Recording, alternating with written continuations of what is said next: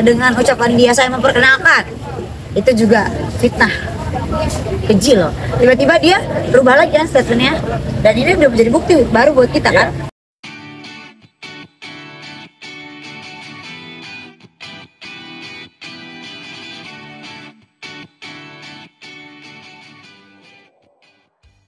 Ya kan, statement saya kan jelas, adanya bukti konkret ya kan.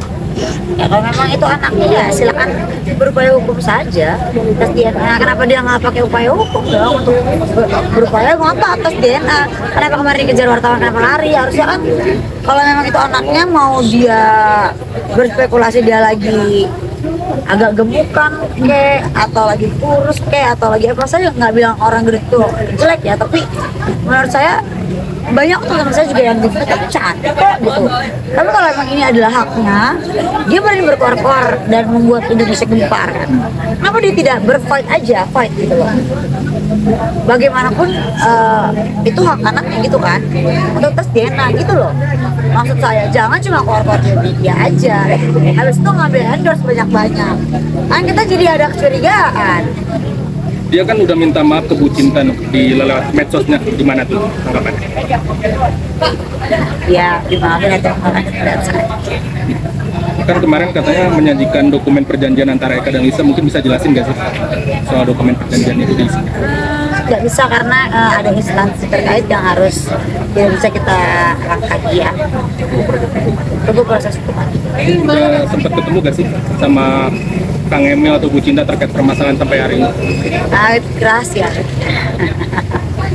Kalau lebih sekarang mungkin tetap percaya dengan statement Bu Ayu yang sekarang mungkin, atau ada perubahan nggak sih? Nggak ada perubahan. Justru saya makin percaya. Karena katanya anaknya, saya dengar apa prematur ya. Terus katanya kemarin ketemunya di Palembang. Event ya. Kemarin katanya saya yang kenalin. Kenapa berubah-ubah? Lucu. Pertanyaan buat saya. Dia kan mengaku udah menginap 3 hari dengan RK. Kalau tidak kalau itu saya tidak tahu, saya tidak ada di situ. Jangan tanya saya. Dia dihujat sekarang nih dengan mungkin kalau nggak salah dengan body shaming atau soal gemuknya dia mungkin di medsos itu gimana sih? Katanya drop katanya. Dia dengar kabar gitu. Gini loh, dia berani bersuara, dia berani berspeak up.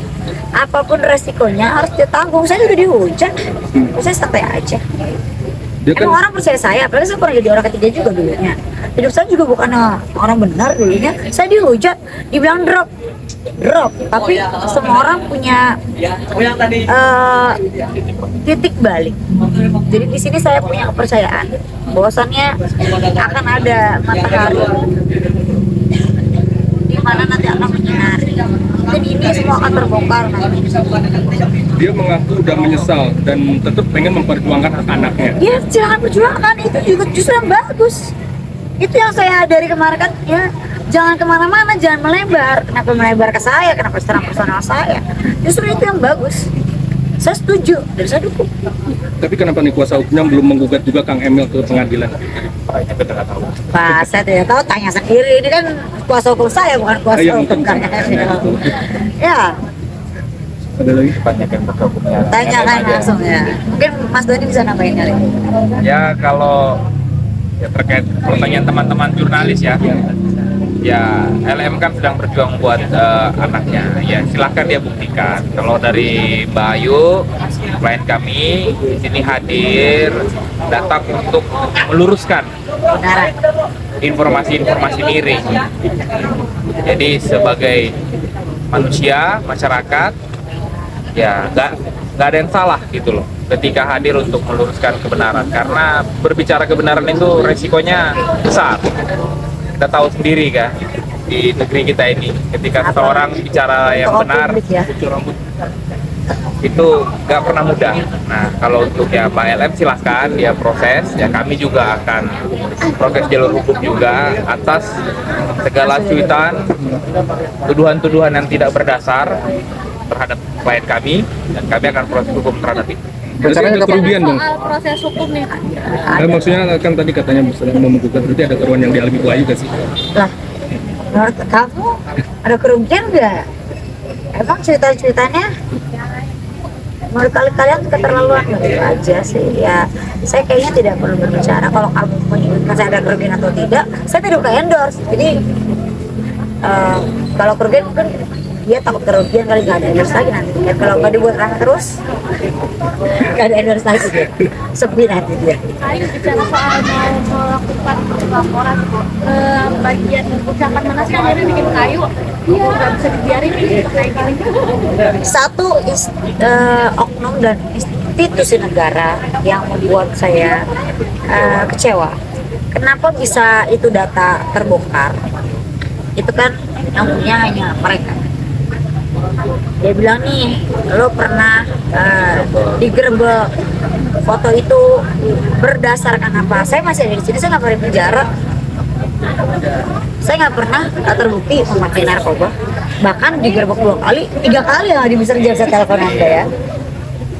3 kali saya nggak pernah terbukti memakai narkoba. Di tes urin kah, bukti kah, tapi kalau obat antidepresan ya saya memakai karena dari dasarnya dari dulu kayaknya udah pada tahu deh ya kan. Kapan rencananya Bayu mungkin melaporkan? Dalam waktu dekat kita akan melaporkan.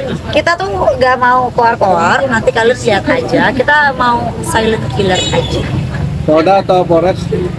Adalah Bisa Polda, bisa Polres. Ya, yang penting tempatnya adalah institusi kepolisian. ya Masih buktinya masih mengumpulkan atau sebenarnya udah lengkap? Udah lengkap. Kan banyak di internet lah ya, kita bisa lihat sendiri ada tidak usah di tujuan. internet, kita juga sudah capture semua. Iya. Ada Ucapan soal dia walaupun menyebut nama kamu, tapi ada AA yang dibilang punya hubungan dua sama KRK seperti itu. betul, itu kan harus dia buktikan ya. Pertama itu, yang kedua dengan ucapan dia saya memperkenalkan, itu juga fitnah, keji loh.